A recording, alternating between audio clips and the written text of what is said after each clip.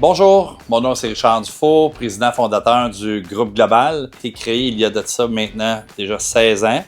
Évidemment, j'œuvre dans l'industrie du transport, entreposage, ressources humaines depuis maintenant déjà 38 ans. Et puis, évidemment, on a une relève avec la famille. Mon fils étant directeur général aujourd'hui, s'est intégré à l'entreprise il y a de ça déjà 14 ans. Évidemment, au fil des années, s'est créé d'autres divisions, dont Global Transport Logistique qui s'occupe de faire de l'impartition en transport. On a Global 3PL que cette entreprise-là s'occupe de faire de l'impartition en gestion d'entreposage. Nous avons aussi acquis Transport UP récemment en 2025 pour compléter les services que nous avons décidé de donner à notre clientèle, qui fait que demain matin, vous avez besoin d'un camionneur avec chauffeur ou avec camion. Nous sommes en mesure d'intégrer tous ces services-là dans un seul et unique appel pour le client. Donc, c'est un one-stop shop des entreprises clients.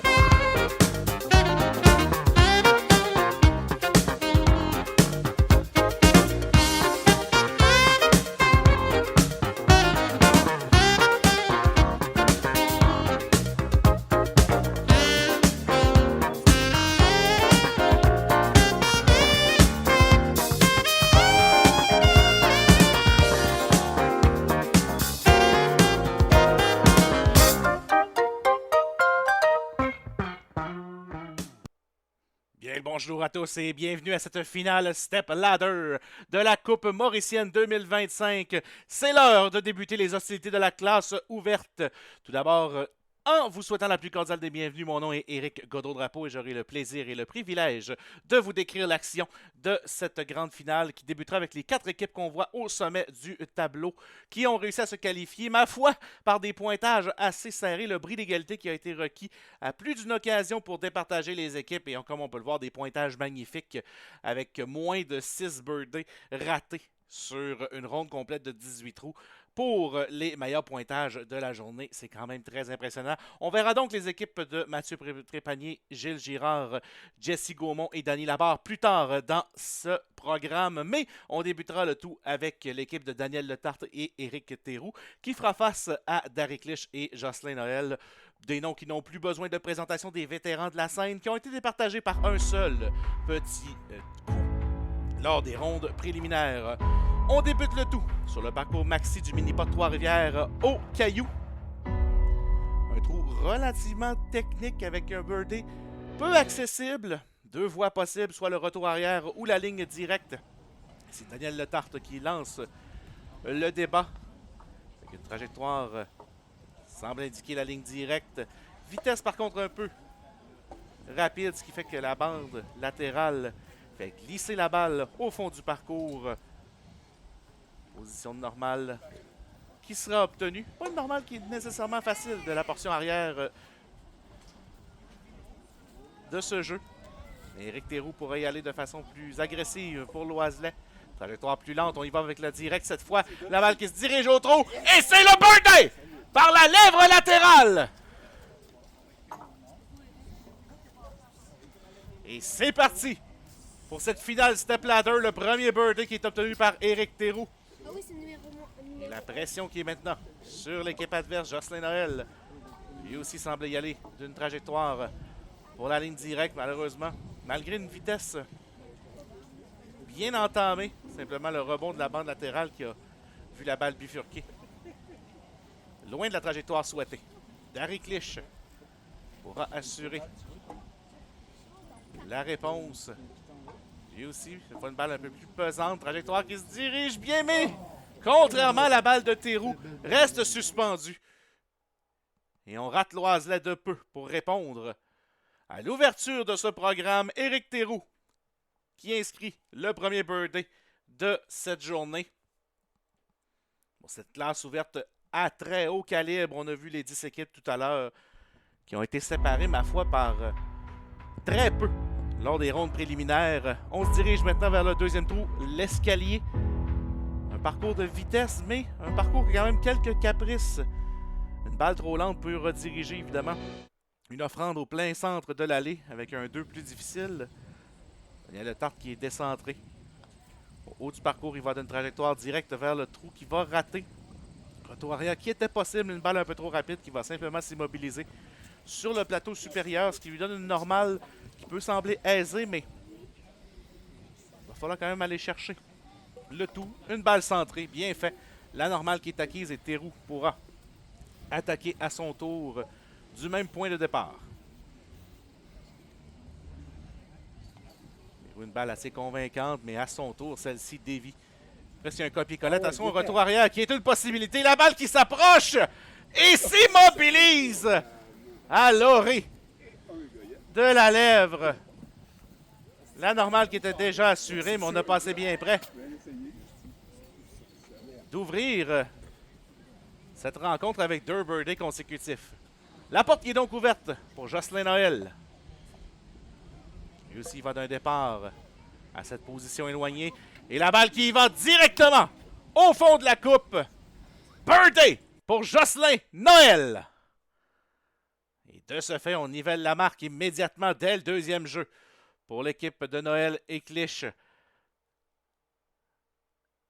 En vue de ce troisième parcours.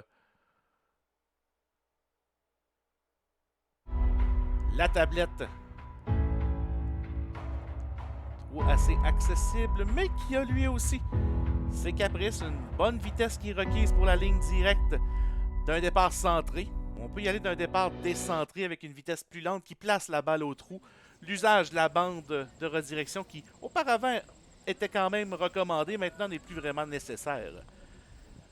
C'est Noël justement utilise cette ligne de déviation. La balle qui coule vers le trou, mais à la dernière fraction de seconde refuse de compléter sa trajectoire vers l'objectif.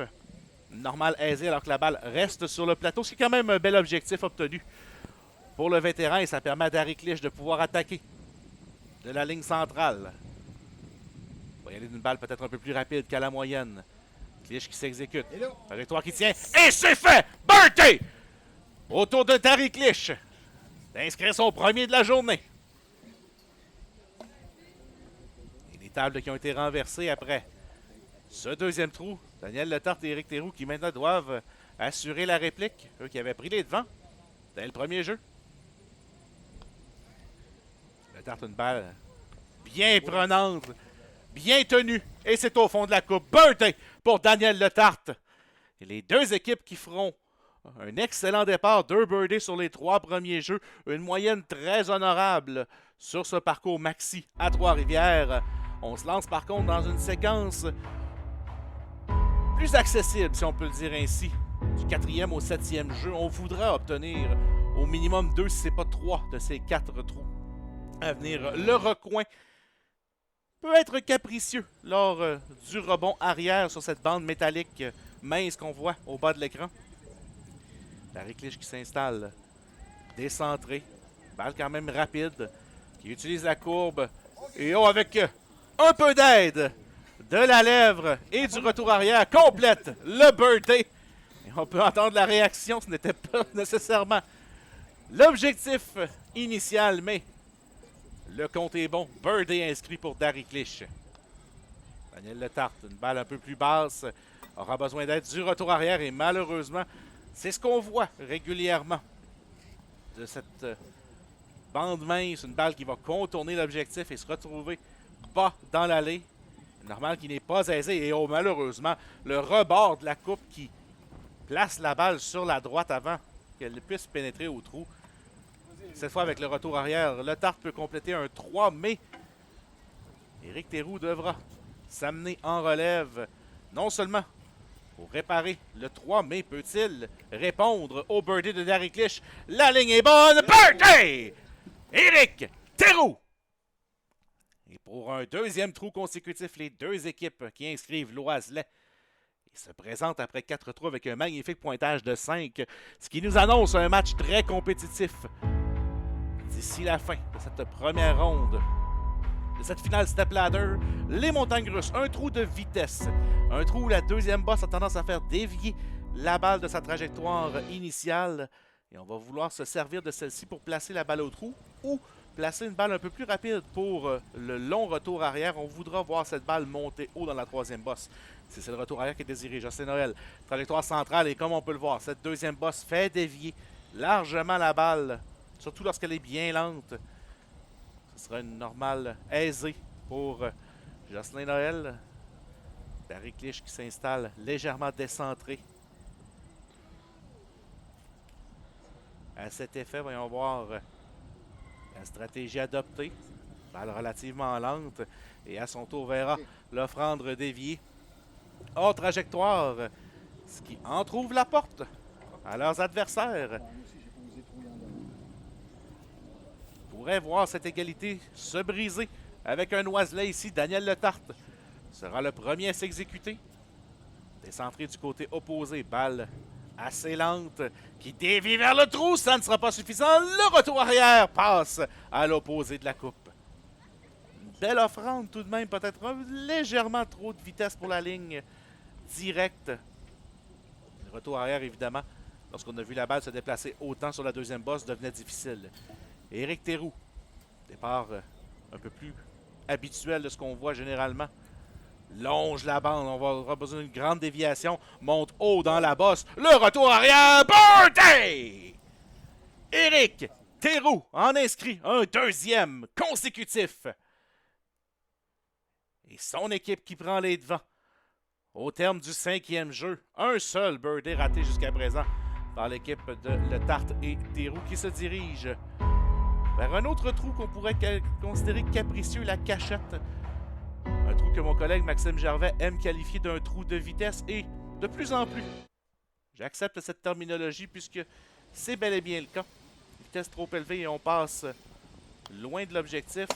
Le Tarte nous indique justement une vitesse assez rapide. La balle qui se dirige à la bande latérale passe sous le trou sans vouloir retourner. Il y a une très légère coulée qui peut placer la balle au trou, mais ça prend une balle beaucoup plus lente. Et la normale qui est inscrite ainsi. Éric Théroux qui s'installe en relève. Lui qui a inscrit justement les deux birdies précédents de son équipe. Peut-il en ajouter un troisième de suite? Balle sautillante au départ. C'est rapide et ça passe par-dessus l'objectif cette fois. La lèvre qui ne veut qu'on collaborer. Dans les deux cas, une balle assez rapide. Alors que Jocelyn Noël s'installe, évidemment. Opte pour la voie opposée. Deux joueurs gauchers qui ont démontré justement des stratégies alternatives et un peu de malchance côté de Jocelyn Noël. La vitesse y était, mais à son tour, la balle passe sous l'objectif. Et c'est Barry Clich qui a le poids de la carte entière. Aucun trou qui avait été raté jusqu'à présent dans les 5 premiers jeux par les deux équipes. Clich qui utilise la bande médiane et on a perdu beaucoup de vitesse sur le rebond. Balle qui va simplement s'immobiliser à plus d'un pied de la coupe. Pour la première fois de cette première ronde, les deux équipes qui vont rentrer à la maison avec une normale sur un 6e jeu qui est généralement assez accessible, mais pas de dommage. L'équipe de Théroux et le Tarte qui demeure en avance par un coup. On se dirige vers ce qui est qualifié du trou, on peut dire le plus facile du parcours, la coulée. On va simplement vouloir placer une balle au centre, généralement peut-être un peu plus haut que le centre de la coulée, avec un impact sur la portion arrière de l'obstacle, comme vient de démontrer Daniel Letarte, et la balle qui va couler, comme le trou l'indique, directement au fond de la coupe. Birdie pour Daniel Letarte. Certaines formalités au niveau du calibre élite. Alors que Barry Clich s'installe. Balle assez rapide et haute, et ça va passer par-dessus la coulée. C'est peut-être une des seules façons où est-ce qu'on peut se faire piéger. Et sourire aux lèvres, on peut voir que ce n'était pas le résultat espéré. Bas dans la coulée, la balle qui va rouler tout doucement. Et la normale qui est obtenue. Et Jocelyn Noël qui va s'amener sur un trou relativement aisé, mais avec la pression de devoir répondre à une normale. Balle qui s'infiltre bien dans la coulée. Et c'est complété. L'oiselet obtenu par Jocelyn Noël qui maintient donc cet écart à un seul coup après le 7e jeu. Dans les circonstances, un birdie quand même important à aller chercher. On doit toujours aller chercher une réponse alors qu'on se dirige vers le triangle. Après un trou facile, voilà un des trous les plus difficiles du parcours au terme de l'obtention du birdie. On doit allier bonne trajectoire et bonne vitesse et surtout bon calcul du rebond sur la bande arrière pour diriger la balle au trou. Daniel Letarte avec un impact hâtif sur le bas du triangle. Bon retour de la ligne arrière, ça passe tout juste. Au haut de l'objectif, une très belle tentative de la part de Daniel Letarte là-dessus. Il ne manquait vraiment pas grand-chose pour aller chercher l'Oiselet. Un bonus, si on peut le qualifier ainsi. Éric Théroux qui s'installe. Lui qui avait obtenu quand même un birdie important au 4e jeu. Bon impact. Vitesse bien contrôlée, mais on va redescendre un peu plus bas que son collègue. Et de nouveau, après le 6e jeu, mais maintenant au 8e, on en trouve la porte. Pour Noël et Clich. Un duel chaudement disputé entre les deux formations jusqu'à présent. C'est Noël, trajectoire du côté opposé. On touche le haut du triangle et un rebond arrière qui n'a, en bon québécois, rien voulu savoir. Vitesse simplement un peu trop prenante pour ramener la balle au trou. Normal qui n'est pas aisé. On va rater du côté de Jocelyn Noël. Il faut admettre que ce n'est pas une trajectoire qui est commune dans les circonstances. Donc un 3 inscrit, un rare 3 dans cette classe élite. Darry Clich, une balle un peu plus conservatrice. Bon rebond arrière, mais on va glisser au bas du trou. Un retour quand même assez généreux du rebord incliné, ce qui devrait nous donner une normale aisée pour ramener tout le monde au 9e trou avec 7 écarts de 1 qui est maintenu. Donc une égalité sur les 3 trous précédents. Alors qu'on se dirige vers le dernier jeu du 9 d'aller, le nez. Un jeu de bande qui nécessite quand même une vitesse assez prenante vu la longueur de l'allée et le fait que la bande arrière absorbe quand même assez la vitesse.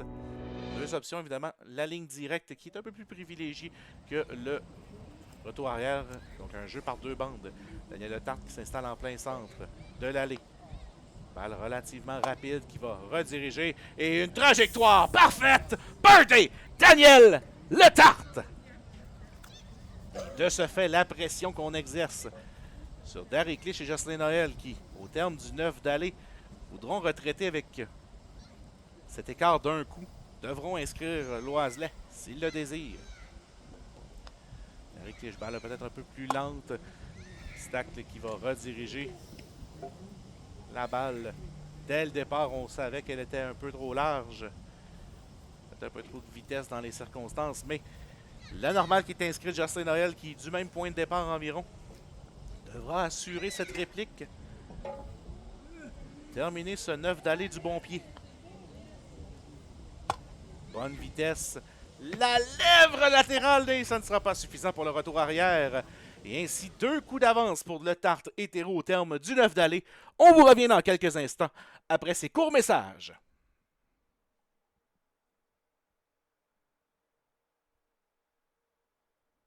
Chez Global, nous sommes axés sur la relève et la transition. Chez nous, notre force, c'est de vous laisser vous occuper de ce qui compte vraiment pour vous. Votre entreprise, vos opérations. Que ce soit au niveau de l'impartition, la logistique, le transport, les ressources humaines, nous sommes la solution pour vous aider.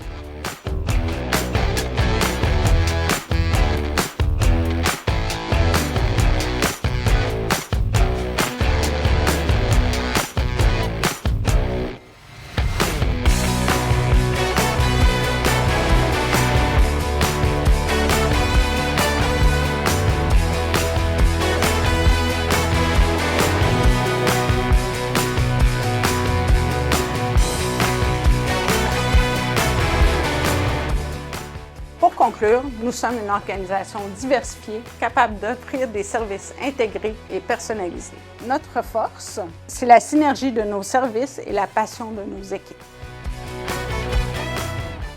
Chez le groupe Global, on est plus qu'un fournisseur, on est un partenaire de confiance. Notre engagement est clair, soutenir la réussite de nos clients aujourd'hui et à l'avenir.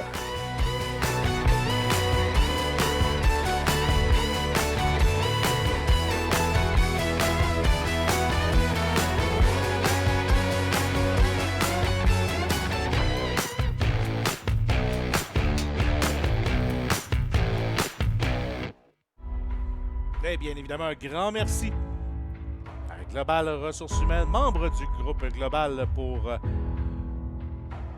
avoir encouragé cette finale Step Ladder de la Coupe Mauricienne dans la classe élite. On se dirige vers le 10e jeu, l'Achaland. Un jeu de vitesse à double obstacle incliné avant cette bande de déviation. Et le Tarte, une vitesse assez conservatrice, utilise la déviation, mais retour arrière qui ne sera pas suffisant. Évidemment, la ligne directe avec une balle un peu plus lente qui est possible. Dans le cas de le Tarte, on se retrouvait dans un entre-deux. Peut-être une balle un peu plus rapide aurait fait mordre davantage la balle à l'obstacle de déviation. La normale qui est tout de même une formalité dans les circonstances. Éric Théroux, lui qui a inscrit, on rappelle, 2 oiselets importants. 4e et 5e jeu. Une autre belle occasion ici de mettre la pression sur l'équipe adverse. Et c'est fait! Birthday! Éric Théroux au 10e jeu. L'avance de 2 coups qui est donc maintenue. Et Noël et Clich devront répondre pour éviter de glisser à 3 coups de retard. C'est Noël, un départ centré. Vitesse un peu plus lente. On semble justement y aller de cette ligne directe. Retour arrière qui est une possibilité également, mais la balle qui bifurque rapidement sur la droite. Belle tentative tout de même du côté de Justin Noël. Il ne manquait pas grand-chose pour diriger la balle au trou sur la trajectoire initiale ou même pour l'obtenir du rebond arrière d'Harry Clich. Vitesse un peu plus prenante. L'obstacle de déviation amène la balle au trou et c'est un birthday! Et une balle qui demeure étrangement au fond de la coupe. C'est tout de même une belle occasion là, pour Noël et Clich de niveler cette marque au 10e jeu et de maintenir l'écart à seulement 2 coups. Il serait fallu que d'une fâcheuse malchance pour voir cette balle ressortir du trou, comme si ça ne s'était jamais vu. Les sentinelles maintenant, un trou de vitesse. Vitesse généralement conservatrice, ou est-ce qu'on voudra utiliser légèrement la colline latérale pour placer la balle au trou? Et quelle façon de le faire, Daniel Le Tarte. Birthday! À son tour d'assurer que l'avance de 2 sera maintenue. Et la pression qui s'exerce encore une fois sur Noël et Clich qui doivent répondre. Parce que Noël, une vitesse plus conservatrice. Malheureusement, la deuxième bosse, ou du moins la bosse de gauche de la perspective du départ, qui a simplement fait bifurquer la balle au-delà de la lèvre. C'est le normal qui est inscrite d'Harry Clich qui pourra donc tenter la réponse. Une réponse importante pour éviter de glisser à 3 coups de retard. Balle qui dévie et sort de la trajectoire désirée alors qu'on semblait se diriger pour frapper la sentinelle de droite. La bosse qui a simplement redirigé la balle beaucoup trop loin. Et de ce fait, sur l'oiselet inscrit par Daniel Le Tarte, ben c'est une marque de 3 coups d'avance pour la formation de Le Tarte et Théroux, qui joue un magnifique 14 après 11 trous.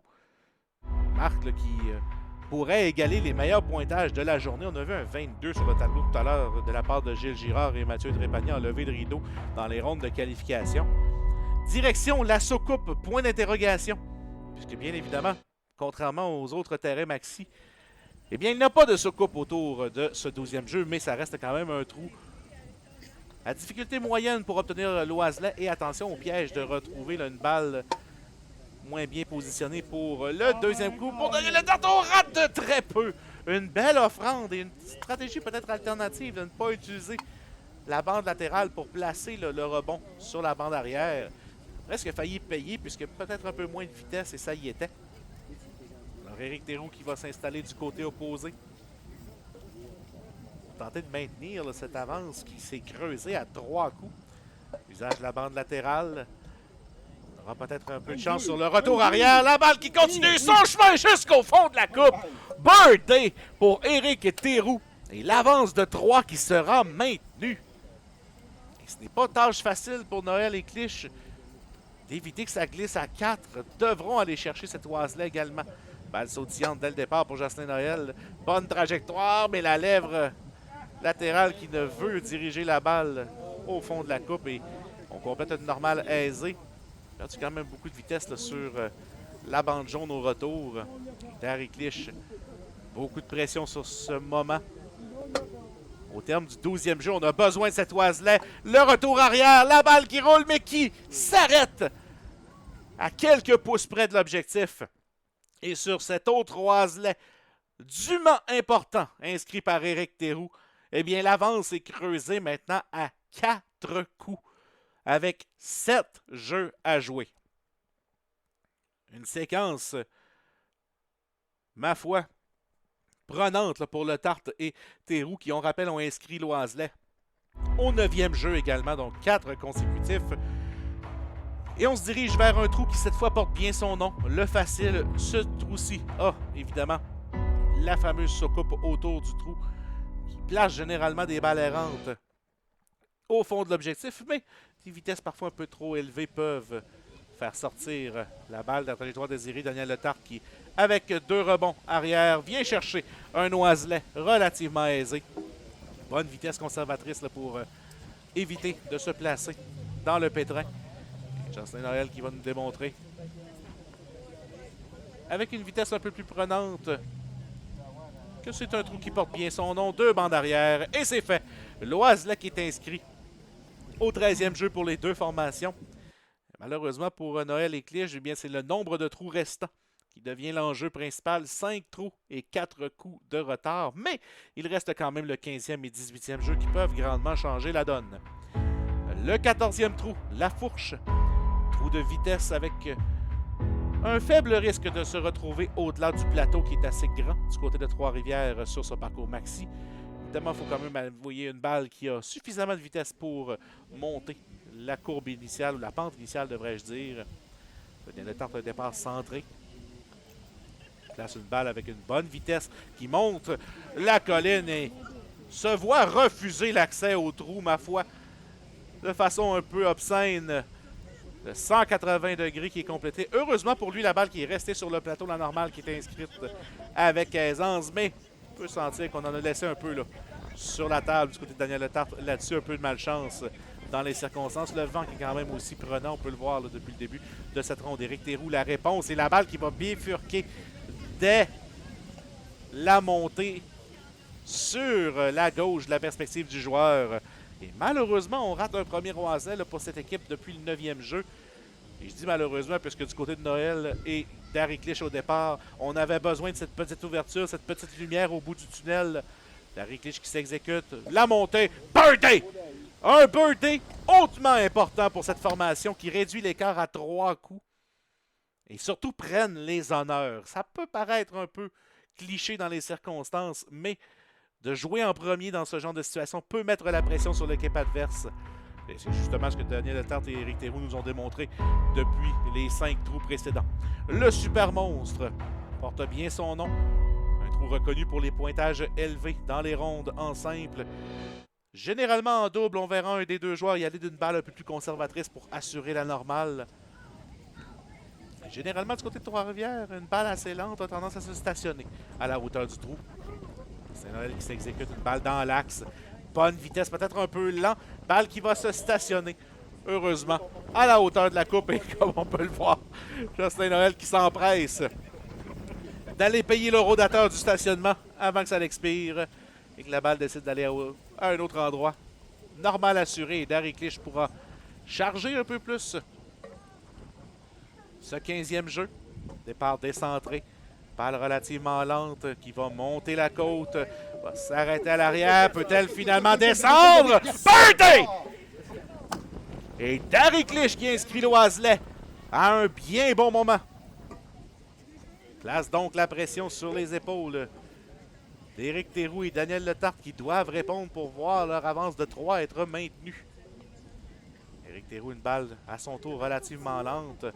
Enfin, un copier-coller de la balle de Jocelyn Noël. Et comme je le mentionnais, dans cette classe élite, ne soyons pas surpris de voir un joueur assurer la normale pour permettre à la relève d'attaquer. Daniel Letarte avec une tentative de bien bonne importance ici pour reprendre, ou maintenir plutôt cette avance de 3 coups. Bonne vitesse, mais la balle qui reste suspendue. Aucune déviation vers le trou. Et s'immobilise à son tour à la hauteur de la coupe. La normale qui était déjà assurée. Et on a un nouveau match tout de même, malgré un retard de 2 coups. L'équipe de Jocelyn Noël et d'Harry Clich sur 2 oiselets consécutifs. Et on revoit cette toute petite offrande. Pas savoir si le vent n'a pas eu son mot à dire là-dessus pour garder la balle en mouvement. Mais le résultat est le même. 3 birdies consécutifs pour Noël et Clich qui ramènent le tout avec 3 trous à jouer à 2 coups d'écart. Ils maintiennent les honneurs en vue de ce 16e jeu. Les collines. Une balle relativement lente qui va se placer au trou lorsqu'on a un départ décentré.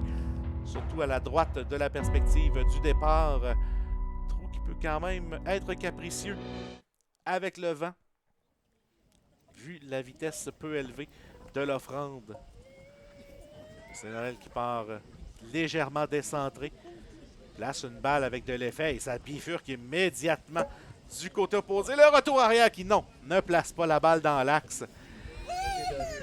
Harry Clich qui aura besoin d'inscrire cet oiselet pour maintenir la pression sur l'équipe adverse.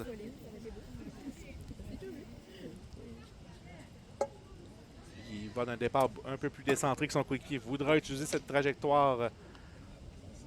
Balle qui reste quand même dans sa trajectoire initiale. Les collines qui ne veulent absolument rien savoir.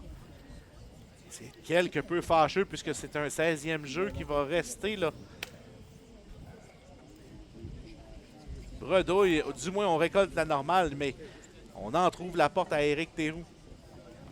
Il s'exécute une vitesse bien posée et comme souhaité, la balle qui se place au trou. La dague qui est enfoncée par Éric Théroux qui redonne une priorité de 3 à sa formation avec 2 trous à jouer. Et malheureusement pour Noël et Clich, on avait besoin de cet oiselet qui échappe de peu à leur formation. Et loin de dire qu'on joue pour la forme, puisque le 18e jeu peut être capricieux, mais pour le Tarte et Théroux, la normale suffit pour assurer les choses. Évidemment, un oiselet, ce serait pratiquement chose faite. Le Tarte, un bon conservateur, on y va de la ligne directe, et c'est fait! Avec un peu d'aide de la lèvre au bas. C'est un important oiselet qui, vraisemblablement, les place en bonne confiance pour se qualifier pour la ronde suivante. Et pour Harry Clich et Jocelyn Noël, ce 16e jeu va rester gravé. On avait l'occasion de maintenir cette pression et malheureusement, on échappe celle-ci. La balle d'Harry Clich qui s'arrête encore une fois à quelques pouces de l'objectif par le retour arrière. La trajectoire qui semblait parfaite. C'est un brin de vitesse, mais c'est difficile à dire puisque cette bande de déviation en bois, un vestige, devrais-je dire, par la bande arrière, Jocelyn Noël qui inscrit le birdie. J'allais dire que c'est une bande de déviation qui est assez capricieuse dans les circonstances. Les deux équipes qui vont donc inscrire l'oiselet à cet avant-dernier jeu et avec 3 coups de priorité, à moins évidemment d'une déconfiture totale. Daniel Letarte et Éric Théroux qui n'ont besoin que d'un pointage de 4 pour assurer l'égalité. 1-3 les envoie à la ronde suivante. La bande douce. Évidemment, obstacle obligatoire pour l'oiselet. La bande jaune de déviation. À défaut de la frapper ou de la rater, on voudra assurer la normale. Balle sautillante pour le Tarte qui perd quand même de la vitesse, mais va rester et s'installer à quelques pouces de l'objectif. Et sans trop de difficultés de ce fait, Daniel Letarte inscrit la normale qui envoie son équipe à la ronde suivante. Ici donc, pour la forme, Éric Théroux qui pourra aller inscrire un dernier oiselet pour ce premier tour éliminatoire. Bonne déviation, peut-être un peu bas sur l'objectif avec la vitesse élevée. L'objectif est accompli. Victoire qui est acquise pour la formation de Letarte et Théroux qui célèbre alors que Jocelyn Noël s'installe à son tour. Lui qui a inscrit l'oiselet au 17e. Il va aller chercher un dernier pour la forme. Balle sautillante au départ, mais de ce fait, elle se place au trou. Birthday pour Jocelyn Noël qui, malgré la défaite assurée, va chercher une belle finition à cette ronde de 26. Une ronde quand même bien honnête pour la formation de Jocelyn Noël et d'Harry Clich qui inscrivent un 12 sur le 9 de retour. Malheureusement, le retard accumulé en fin de premier 9 et au début de ce 9 de retour aura été insurmontable alors que on ne peut rien enlever à la formation de Daniel Letarte et Éric Théroux qui ont inscrit les Oiselins importants au bon moment et vont se qualifier pour le tour suivant. Eux qui étaient la 3e tête de série avec un petit coup de priorité lors des rondes de qualification sur Noël et Clich.